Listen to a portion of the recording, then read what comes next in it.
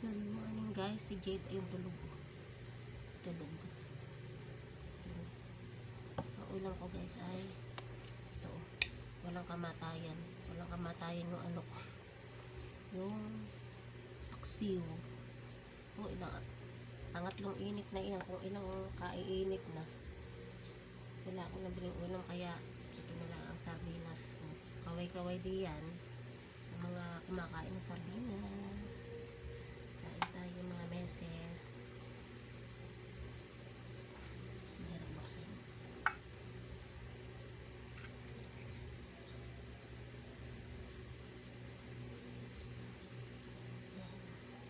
Diet daw, diet pero nakain. Aba syempre, kaysa naman gutumin natin yung sarili natin, ano? Nakain din tayo kahit nagda-diet tayo. Isa. Dalawa. Dalawat kalahati. Maliliit. Tatlo. Tatlo't kalahati.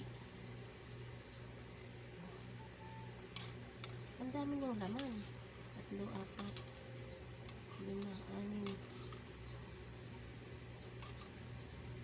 6. Siyam't kalahati. Dami. Kaya lang. Kaperanggot. Niliit.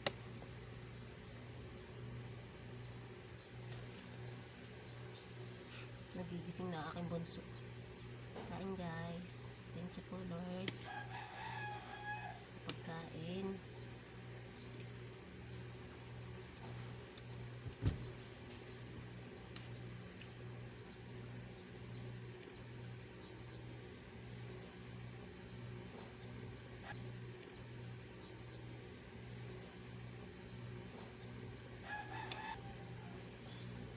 Sabi nila,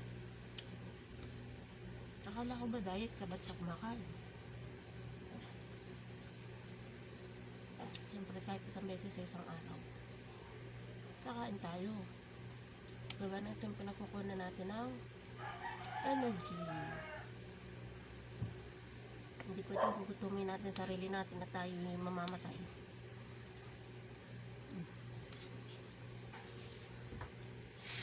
Wala siya. Iiwasan ko talaga kanin. Gawa ng sa isang serving na kanin may 10 kutsarang asukal.